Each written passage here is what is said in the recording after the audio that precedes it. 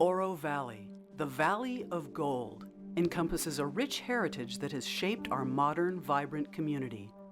The town is centered along the Cañada del Oro drainage that flows from the lofty Santa Catalina Mountains. These mountains form the outstanding scenic backdrop to Oro Valley, one that has been an important landmark for centuries. For more than 1,000 years, prehistoric people called Hohokam by archaeologists lived along the Cañada and its tributary drainages. The remains of 3 of their large villages exist today in the Oro Valley area.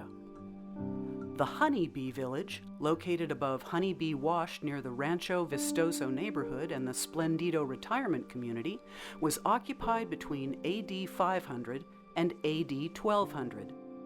Its residents built hundreds of houses in pits and a ball court for community gatherings.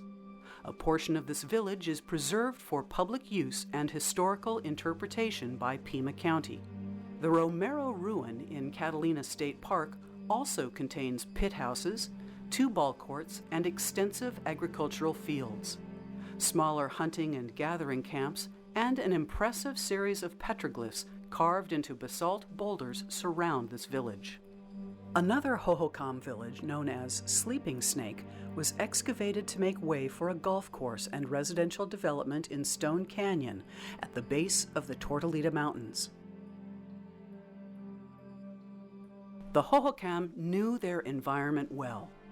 They gathered native plants and cultivated some, such as agave. Agave became an important source of both food and fiber. Pits for roasting agave were common in the villages, and fields with rock borders were created nearby to divert rainfall runoff to specific plants. Domesticated crops such as corn, beans, and squash were also cultivated along the drainages. The water diversion systems used for these agricultural fields are still evident in some places today. Far-flung trade networks also existed. Shell ornaments obtained from the Gulf of California, copper bells that originated in Mexico, and turquoise from sources in northern Arizona and New Mexico are found in excavated village sites. Surely some of these prehistoric trade routes became modern travel corridors for horses, stagecoaches, and automobiles. After the mid-1400s, archaeological evidence for the Hohokam is lacking. Whatever changes took place in their cultural traditions have not been identified in the archaeological record. The succeeding centuries saw many changes. The Spanish conquistador Francisco de Coronado traveled through southern Arizona in 1540 in search of the 7 cities of gold and claimed the entire region for the Spanish Empire. Coronado introduced European plants unknown to the native inhabitants, such as fig and pomegranate trees, as well as horses, cows, and goats that have grazed the grasslands of southern Arizona ever since. Apache people who had migrated from northern Canada into Arizona and New Mexico in the centuries before European contact acquired horses from the Spanish explorers. Traveling on horseback gave them access to much larger territories for hunting and raiding non-Apache settlements. Some Apaches lived north of Tucson, and the Cañada del Oro became a well-known crossing point in their travels.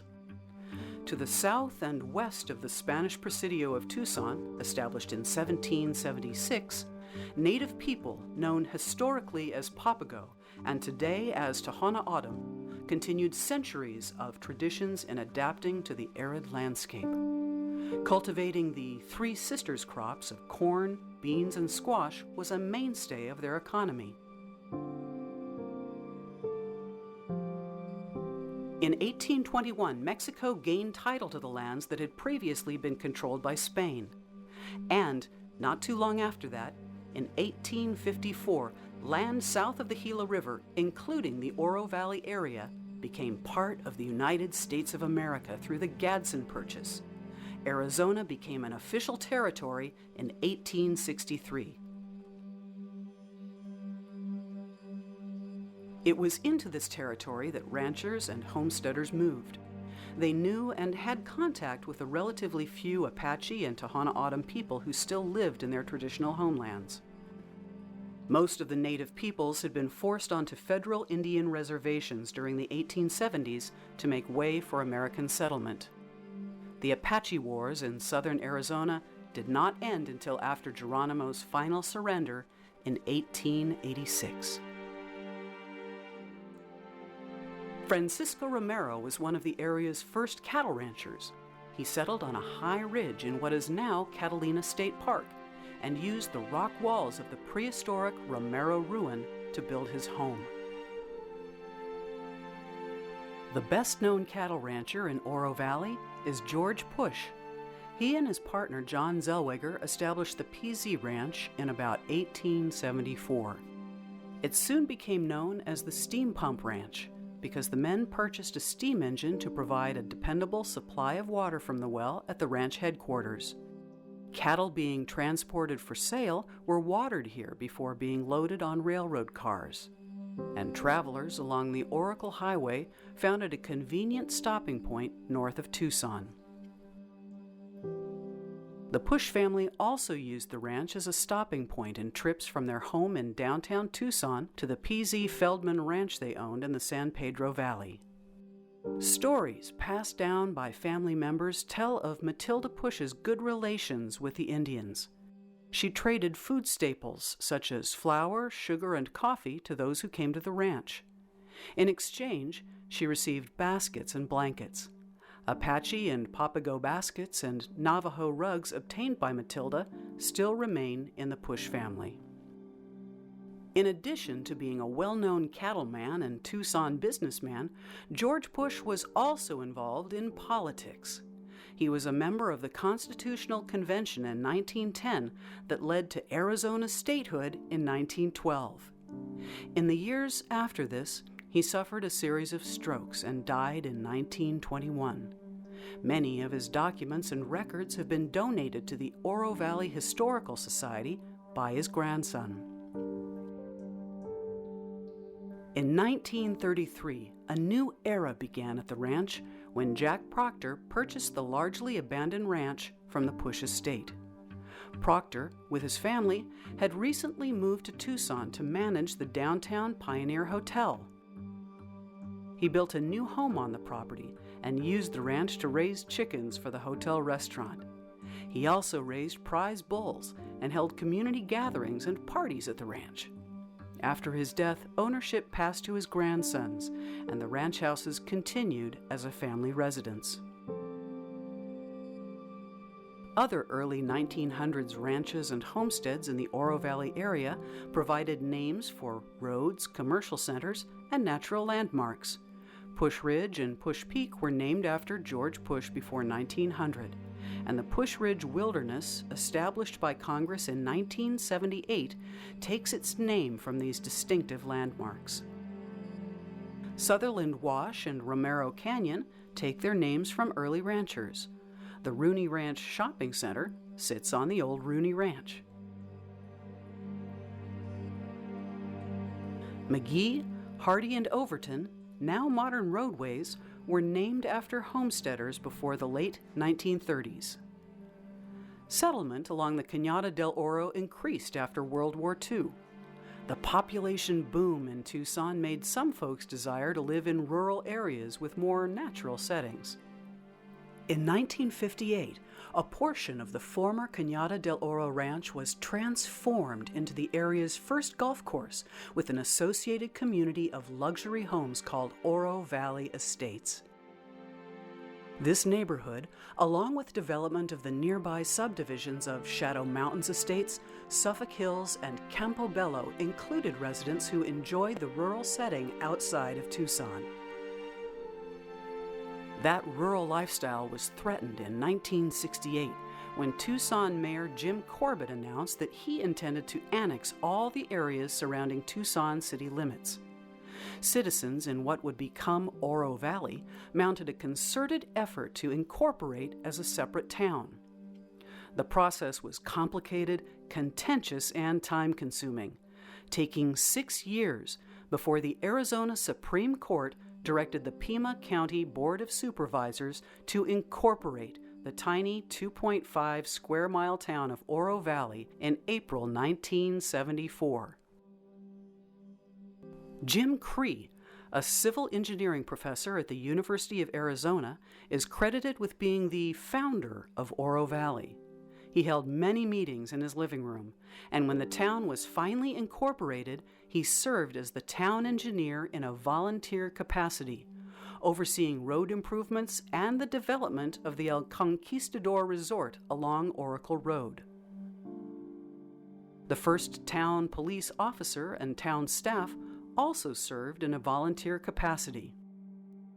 That spirit of volunteerism continues today in Oro Valley. The young town of Oro Valley was established with the promise of no property taxes for residents. Oro Valley Country Club and the El Conquistador Resort provided most of the tax revenue to operate the town and maintain its minimal facilities. Until 1991, a former residence on Calle Concordia Avenue served as the town hall. In addition to forming a town, residents north of Tucson also pursued protection of open spaces. The Joseph McAdams family, who in 1940 built a home designed by renowned architect Josias Jostler, sold 4,000 acres of their property at the base of Push Ridge to Ratliff, Miller, and Muir Investments Incorporated in 1970. Ratliff submitted a rezoning request to Pima County to develop the land as a planned community with golf courses and homes for 17,000 people. Local opposition to the proposal was strong, and Pima County put the project on hold. The Rancho Romero Coalition was formed, and support grew to create a state park for public use. In 1974, the Arizona legislature established Catalina State Park and authorized the state land department to obtain the land for it through exchanges. It would take almost another 10 years to obtain the property for the park through land exchanges and about 30 private land purchases and leases. The Ratliff property was traded to the state in exchange for another nearby parcel acquired by Ratliff that would later be developed as Rancho Vistoso. Catalina State Park, containing approximately 5,500 acres, finally opened in May 1983. It recently celebrated its 30th anniversary, a place where nature, water, and evidence of prehistoric and historic human use are protected for public enjoyment and education.